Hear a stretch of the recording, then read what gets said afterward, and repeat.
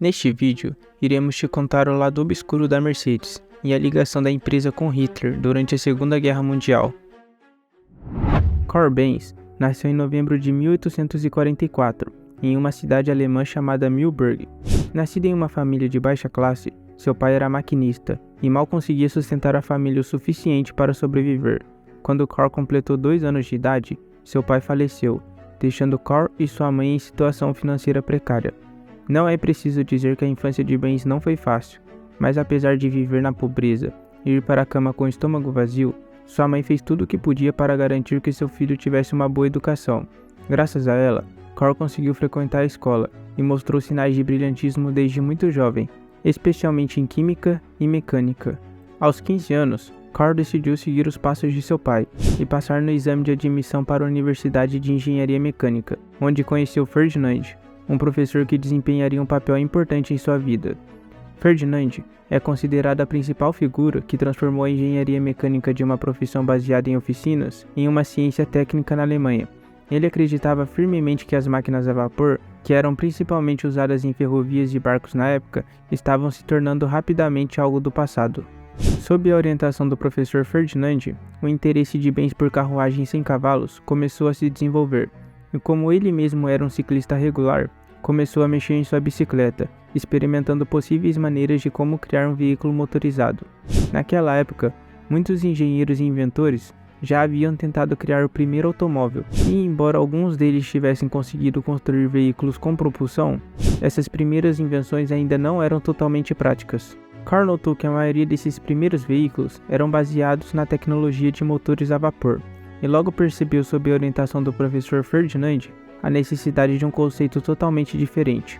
Embora muitas pessoas inicialmente rissem de sua visão, ele sempre acreditou que estava certo, apenas precisava de mais tempo para provar.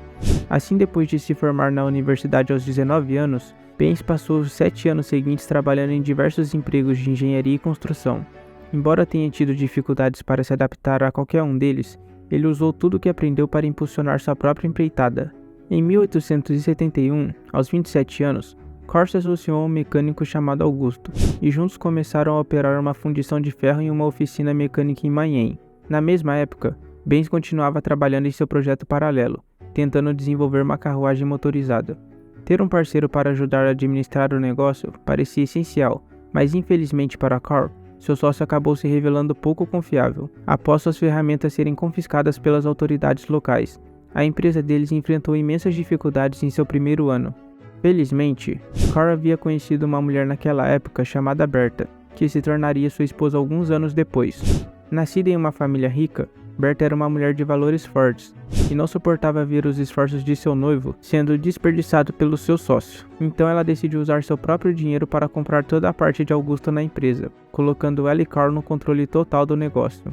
Juntos eles conseguiram reverter a situação e manter o negócio sustentável pelos próximos 10 anos, apesar de todas as dificuldades. Foi durante esse período que Karl pôde mostrar seu verdadeiro gênio, fazendo grandes desenvolvimentos e avanços em seus experimentos paralelos. Em 1879, conseguiu desenvolver um motor a gasolina de 2 tempos. Para obter mais receita, ele também começou a patentear suas novas invenções, como seu sistema de regulação de velocidade de motor, sistema de ignição por meio de bateria, vela de ignição, carburador, embreagem, câmbio e radiador de água. Com esses projetos, Karl não estava apenas se aproximando de alcançar seu sonho de uma carruagem sem cavalos, mas também estava adicionando mais produtos que poderia vender em seu negócio. No entanto, o negócio não estava indo tão bem quanto ele esperava. O custo de produção da empreitada de Karl havia aumentado tanto que os bancos exigiram que ela fosse incorporada. Isso forçou ele a se associar a outros investidores e eventualmente transformar seu negócio em uma sociedade anônima em 1882. No final, Karl ficou apenas com 5% das ações de sua empresa e foi rebaixado de posição. Para piorar as coisas, suas ideias não eram mais consideradas quando a empresa projetava novos produtos. Na verdade, ele não tinha mais voz alguma dentro da empresa. Frustrado e magoado com a situação, Karl arrumou suas coisas e deixou a corporação no ano seguinte. Deixar sua empresa foi um golpe duro para Karl, mas a decepção o tornou ainda mais determinado a ter sucesso. Sua paixão de longa data por bicicletas o levou a Max e Fred, dois homens que possuíam uma oficina de reparo de bicicletas em Miami. Juntos, eles estabeleceram a Benz CE e se concentraram na fabricação de máquinas industriais e motores a gás estacionários. Ao contrário da empreitada anterior de Carl, essa começou muito bem e se tornou bastante lucrativa em um curto período de tempo. Com uma renda constante e uma equipe de 25 pessoas, Benz finalmente direcionou seu foco principal para o seu sonho de vida, construir um automóvel. Em vez de simplesmente adicionar um motor a uma carruagem, Carl construiu a carruagem em torno do motor, usando a tecnologia semelhante à de uma bicicleta. Construiu o que muitos consideravam ser o primeiro automóvel verdadeiro. Em 1885, foi patenteado o Benz Motorwagen, um veículo de 2 lugares que funcionava com 3 rodas de arame, formando um triciclo, e era movido a um motor a gasolina de 4 tempos. Seu motor de 1 cilindro produzia 2/3 de um cavalo a vapor, e podia atingir cerca de 7 milhas por hora. Benz sabia que isso era revolucionário, e após testar e aprimorar seu veículo, ele levou ao público no verão de 1886. No entanto, ele recebeu muitas críticas. Enquanto alguns admiravam sua criação, a maioria das pessoas estavam céticas em relação à máquina, e muitas não queriam que ele dirigisse nas principais ruas, com medo de que o veículo pudesse explodir. No entanto, Carl Benz estava convencido de que a carruagem sem cavalos era o futuro, e começou a fabricar carros para venda em 1888, tornando-se a primeira pessoa no mundo a fazer isso. Sua maior apoiadora era sua esposa, que frequentemente ficava com ele na oficina, oferecendo novas sugestões. Mas mesmo depois de fazer melhorias, as pessoas ainda não conseguiam enxergar a visão de Carl. Por outro lado, as poucas pessoas que compraram os carros só podiam usá-los para percorrer curtas distâncias, e mesmo assim, precisavam de mecânicos sempre presentes. Sem contar que eles eram muito caros, tornando-os acessíveis apenas aos ricos, e mesmo assim, os ricos não os apreciavam, porque eles eram barulhentos e sujos.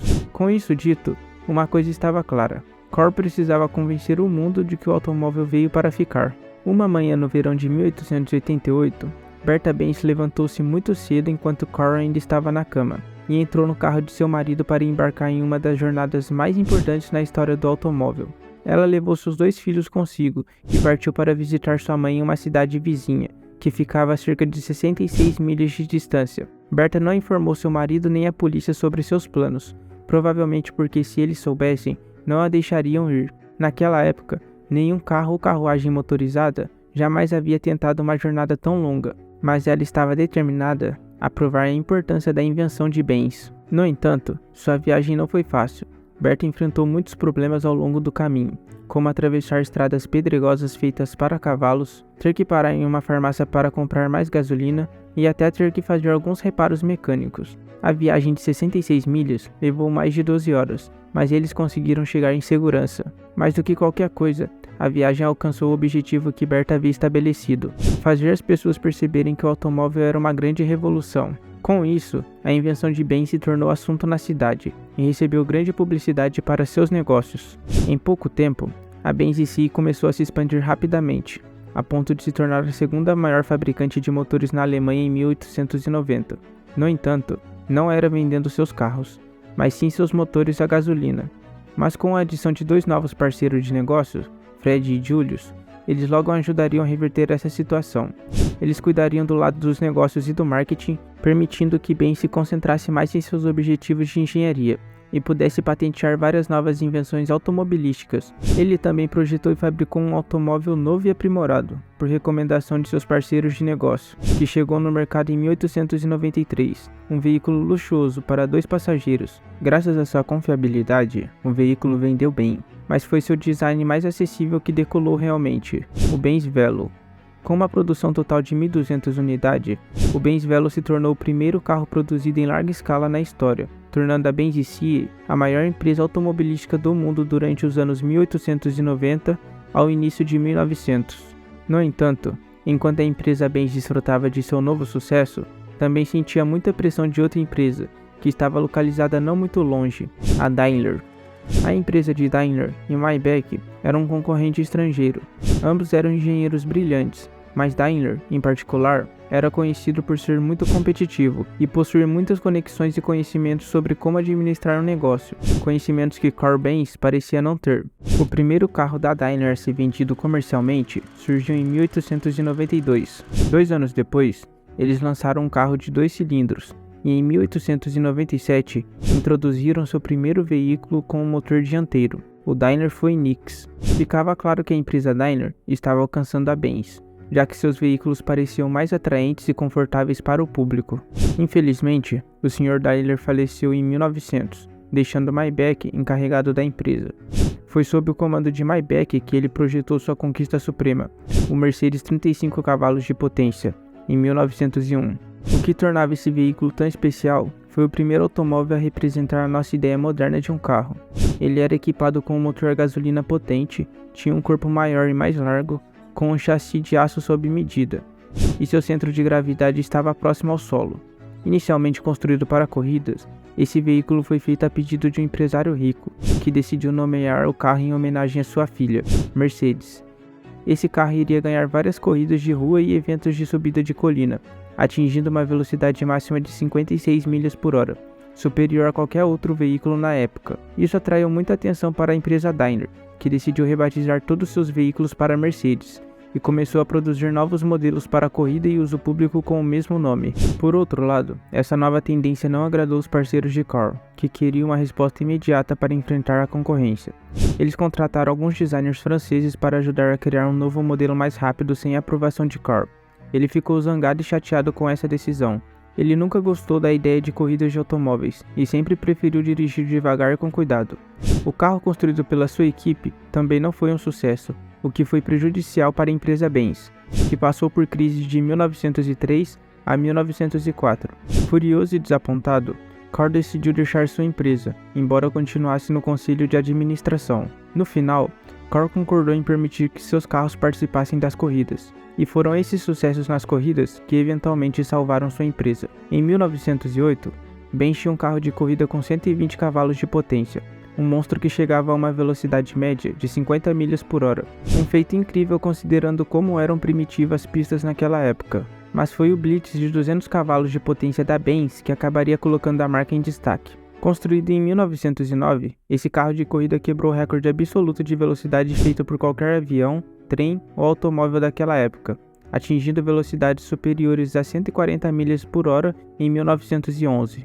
Isso colocou a Benz ao lado da Daimler como um dos carros mais desejados da época, e ambas as empresas desfrutaram de boas vendas nos anos seguintes. No entanto, esse sucesso foi de curta duração, pois a Primeira Guerra Mundial estourou, abalando a vida de todos e a economia global. Após a derrota da Alemanha na Primeira Guerra Mundial, o país passou por uma recessão econômica, e tanto as empresas Daimler como a Benz lutaram imensamente para fortalecer sua possibilidade de sobrevivência. As duas empresas deixaram de lado sua rivalidade e assinaram um acordo em 1924, concordando em combinar seus esforços de produção e marketing, mantendo ainda seus nomes individuais para economizar custos. No entanto, esse acordo durou apenas 2 anos, pois a economia alemã piorou e as duas empresas foram forçadas a se fundir completamente em 1926, criando uma nova empresa chamada Daimler-Benz. Sob a Daimler-Benz, a empresa rebatizou seus veículos como Mercedes-Benz e lançou vários modelos impressionantes no final de 1920, como o Mercedes-Benz 630 e os modelos SS e SK. Quanto a Carl, ele permaneceu no conselho de administração da Daimler-Benz e pôde ver o sucesso de seus automóveis e admirar o quanto a indústria automobilística havia avançado em sua vida. Carl Benz faleceu poucos anos após a fusão da empresa, em abril de 1929, aos 84 anos. Após sua morte, a empresa continuou crescendo em tamanho e força, tornando-se uma das melhores fabricantes de carros de alto desempenho do mundo. Quando Hitler ascendeu ao poder na Alemanha em 1933, ele queria mostrar ao mundo as engenharias e tecnologias alemãs. Uma das maneiras que ele decidiu impressionar o mundo foi exibindo carros alemães em competições automobilísticas internacionais. Quase imediatamente, ele concedeu um grande subsídio à Daimler-Benz para se envolver em corrida de Grand Prix.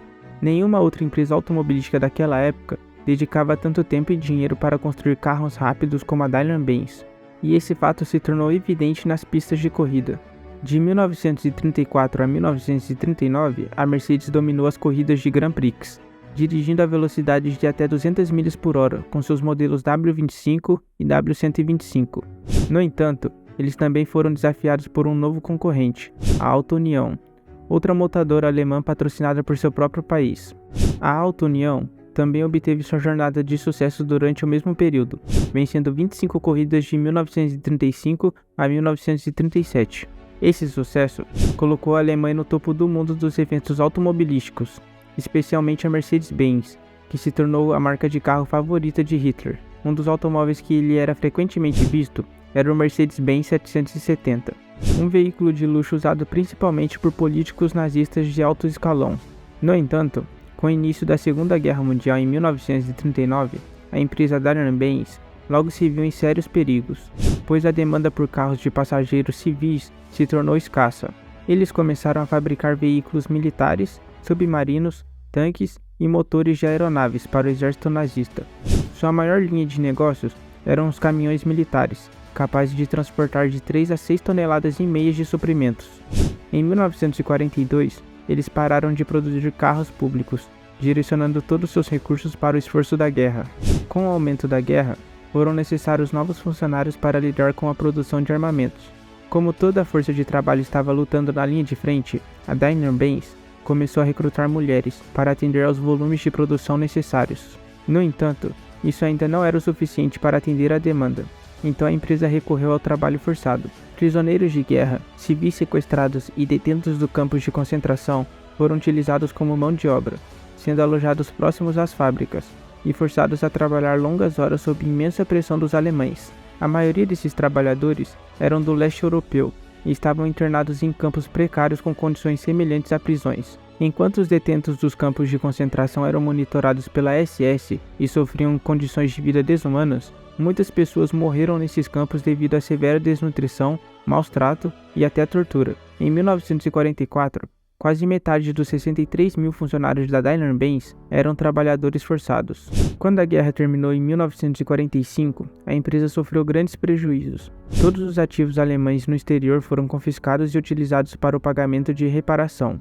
Isso levou a Daimler-Benz a perder todas as suas subsidiárias e filiais, sendo reduzida apenas às suas próprias fábricas no seu país de origem. Em outras palavras, eles tiveram que recomeçar do zero e se reconstruir. A Daimler-Benz foi então reestruturada e teve que reformular sua alta administração. Graças a essas mudanças drásticas, a empresa obteve uma permissão de produção das autoridades americanas em 1946. Apesar de suas fábricas terem sofrido danos graves por bombardeios, a Mercedes-Benz ainda tinha vantagem de possuir sua própria fábrica, enquanto muitos outros concorrentes, como a BMW, perderam suas instalações quando acabaram em território soviético. A empresa Mercedes-Benz então concentrou seus esforços na produção de ambulâncias, veículos policiais e furgões de entregas, baseados em seus modelos 170V, e uma de suas fábricas foi utilizada como instalação de reparo para transportes militares dos Estados Unidos. Em 1947, eles voltaram a produzir veículos de passageiros, com apenas 1.045 de seus modelos 170V sendo produzidos durante todo o ano. No entanto, mesmo nessas condições menos que ideais, a Daimler-Benz ainda conseguiu obter lucro apenas um ano depois. Na década de 1950, a Mercedes-Benz conseguiu recuperar grande parte da sua influência, fazendo um retorno forte em eventos automobilísticos e alcançando vendas bem-sucedidas em todo o mundo. Tanto é que em 1954, a empresa já havia obtido mais de $1 bilhão em lucro. Ao longo dos anos, a Mercedes mudou completamente sua imagem e se tornou uma das marcas de carros mais valiosas do mundo. No entanto, nada disso teria sido possível sem Carl Benz, que apesar de sua origem humilde de desafios e críticas, teve coragem e determinação para transformar seus sonhos em realidade.